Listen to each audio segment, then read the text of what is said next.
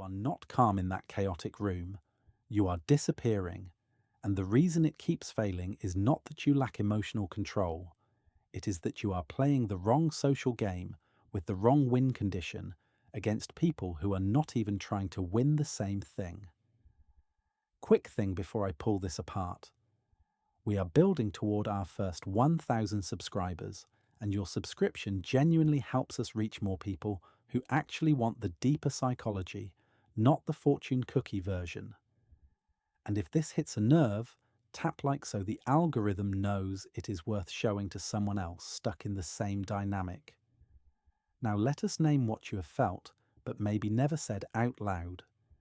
You walk into a high drama environment, family, workplace, friend group, and you tell yourself, I will be the low drama one, I will be regulated, I will not escalate.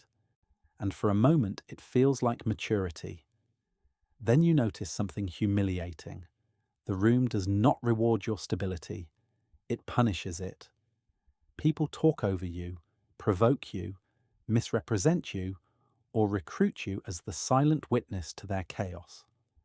And you start doing this strange thing where you become hyper-responsible for the emotional weather while everyone else gets to be a tornado.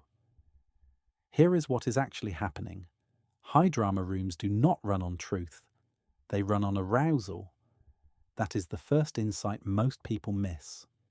When the social system is organized around arousal, calm is not read as wisdom. Calm is read as non-participation, and non-participation is read as threat. Think about that for a second. In a stable group, emotional regulation signals safety and competence. In a volatile group, regulation signals that you are not bonded to the current emotional story. You are not chanting with the tribe, so you become suspicious. Let me show you what I mean. In drama-heavy environments, the main currency is not information, it is alignment. Who is with me? Who is against me? Who is loyal? Who is disloyal? When you stay neutral, you think you are being fair. They experience it as you withholding loyalty. That is why your low drama posture does not de-escalate. It escalates because it creates uncertainty in the loyalty map. The mechanism behind this is something close to what neuroscientists call affective contagion, but with an extra twist. High drama groups are basically running an arousal synchronization protocol, like a crowd at a concert syncing to the beat. Humans unconsciously entrain to each other's nervous systems. In a chaotic room, the dominant nervous systems set the tempo. If you do not sync, you stand out.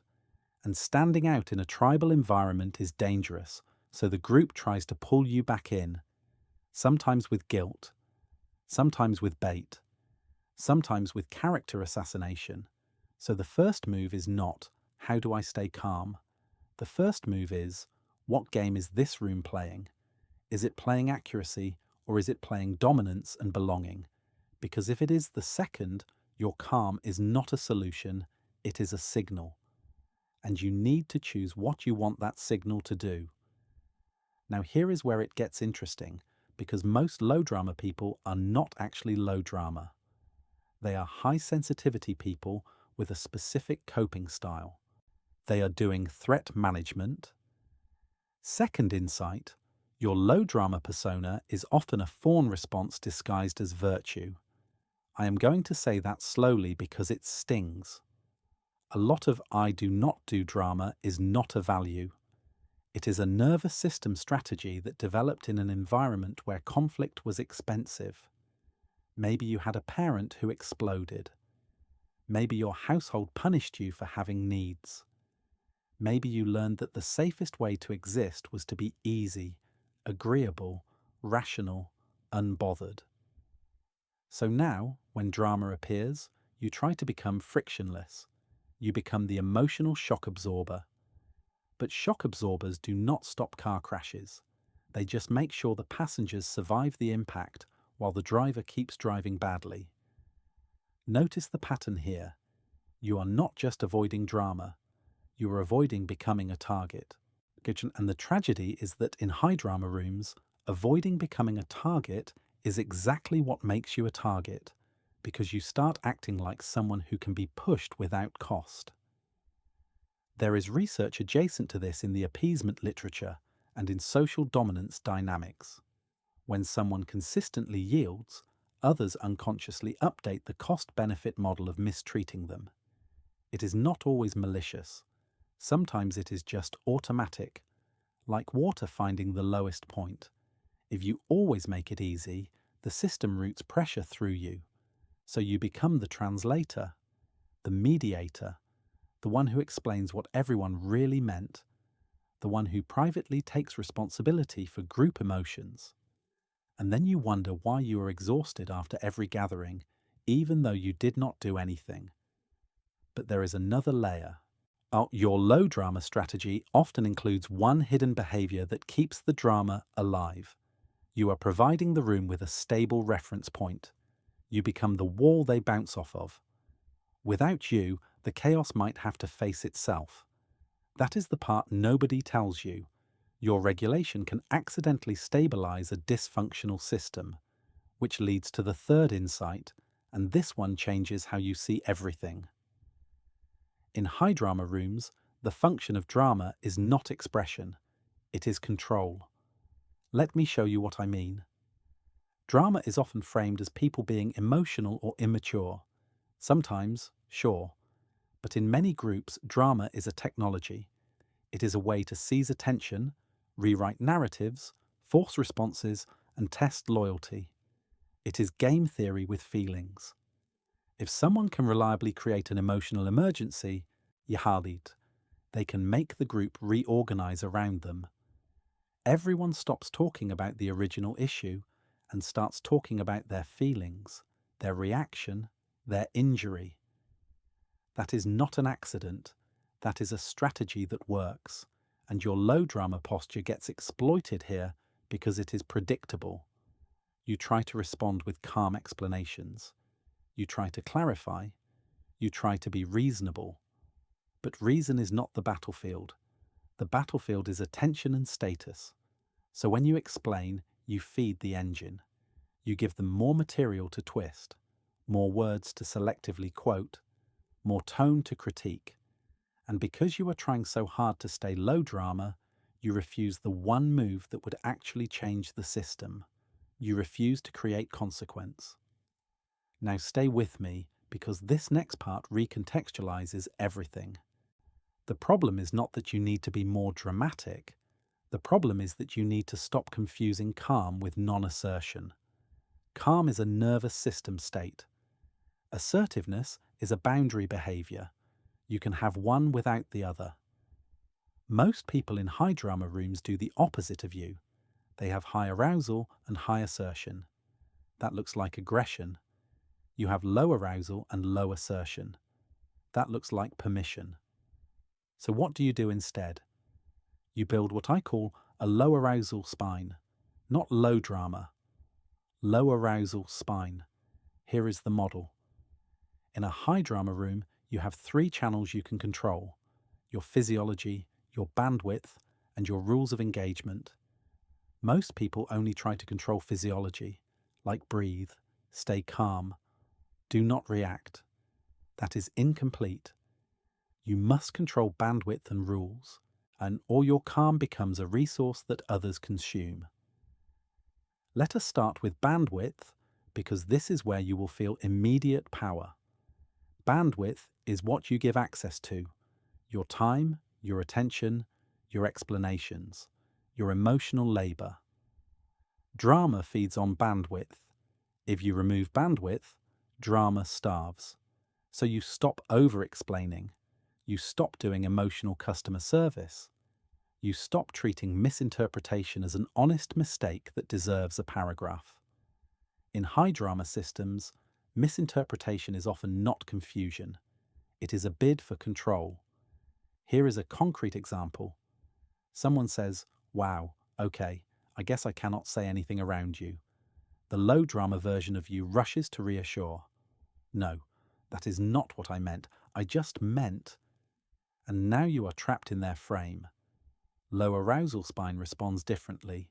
That is not accurate. Pause. And I am not doing that conversation. And then you physically or socially exit, not with anger, with finality. Notice what that does. It changes the payoff structure. You are not trying to win the argument. You are changing the incentive. Now, the rules of engagement. High drama rooms have an unspoken rule set. Whoever is loudest sets the topic. Whoever is most offended gets priority. Whoever creates urgency gets answered first. If you accept those rules, you lose, even if you stay calm. So you introduce new rules, out loud, in simple language. One-sentence rules, not speeches. Rules like, I will talk when we can do one person at a time, or I will not respond to accusations. If you have a request, say it as a request. Or, if you raise your voice, I will leave and we can try again later. And now here is the part most people get wrong. You do not negotiate these rules in the moment of drama. You announce them and enforce them. Negotiation is more bandwidth. Enforcement is the boundary. This is nuanced but important. Boundaries are not persuasive statements. They are predictions about your behavior. If your boundary requires the other person to understand, approve, or agree, it is not a boundary. It is a plea. And if you have ever wondered why your calm communication does nothing, it is because calm communication without enforceable behavior is just information. Drama does not respond to information. It responds to consequence. Okay, mid-video pivot, because there is something beneath all this that most people miss. Your goal is not to reduce drama. Your goal is to stop being the room's regulation device. When you walk into a high drama space, you unconsciously ask, how do I keep this from blowing up? That feels noble. But you have to ask a colder question. Who benefits from me preventing the blow-up? Because sometimes the blow-up is the only feedback the system ever gets. If you always buffer, the system never learns. The most emotionally skilled person becomes the one who suffers most. That is backwards. And it creates a very specific kind of resentment that you might recognize. You start feeling contempt for people who are allowed to be messy. You feel lonely in your competence. You start thinking, why am I the only adult here? That is the sign you are over-functioning. In family systems theory, there is an idea that one person can become the identified patient or the stabilizer, and the whole system organizes around them. In high drama rooms, the stabilizer is not celebrated. They are used, because stability is not the group's highest value. The group's highest value is maintaining the existing power structure, which often requires chaos to stay unexamined. So the deeper move is identity level. You stop trying to be the low drama person and you become the person who cannot be recruited into triangles, cannot be recruited into whisper networks, cannot be recruited into tell me what you really think about them, cannot be recruited into taking sides in fake emergencies. And there is a specific technique here that sounds almost too simple, but it works because it attacks the mechanism. It is called refusing the frame. Drama frames everything as moral urgency. Someone is wrong, someone is bad, someone needs to be punished or defended right now. If you respond inside that frame, you have already donated your nervous system. Refusing the frame sounds like, I am not available for that version of the story, or I am not deciding who is the villain here, or if you want to solve it, I will stay. If you want to relive it, I am out. Now watch what happens when you do this consistently. People will escalate at first. That is extinction burst. When a behavior stops being rewarded, it gets louder before it dies. This is where low drama people panic and think, I made it worse. No, you revealed the dependency, and then the room has to choose. Either it upgrades its rules, or it ejects you, or it keeps trying to hook you. Here is the uncomfortable truth. Some rooms only feel high drama because you are the only person trying to make them functional. If you stop, you will find out what the room actually is. Now let us synthesize this into a framework you can use immediately, because otherwise it is just interesting. I call it the 3 C's: calm, cost, and closure. Calm is your physiology. You keep your arousal low, not to be virtuous, but to keep your prefrontal cortex online. No shaky voice, no defensive spirals, no performing innocence. Cost is the missing piece. Cost means, if you violate the rules of engagement, you lose access to me. Access is the only leverage you reliably have in most social contexts. Not arguing skill, not perfect wording. Access closure is how you end loops. Drama is addicted to open loops. We need to talk. You know what you did. Everyone is saying. Closure means you do not leave threads dangling where they can keep pulling you back. So closure sounds like, I have answered that. My decision is final. I am not revisiting this. If something changes, I will tell you. And then you stop. Notice what these 3 C's do together. Calm keeps you from getting hijacked. Cost changes the incentive structure. Closure prevents re-entry, and if you want an even sharper test, here it is. In any interaction, ask yourself, am I trying to be understood, or am I trying to be unpullable? Being understood is a beautiful goal in a healthy relationship. In a high drama room, it becomes a trap, because your need to be understood can be exploited endlessly. They can always misunderstand you again. Unpullable means your behavior does not change based on their emotional theatrics. Now, I am not saying you become cold. I am saying you become legible, predictable. You become someone whose boundaries are boring. And boring is kryptonite to drama. One more thing, because people misapply this and become rigid. Low arousal spine is not silence.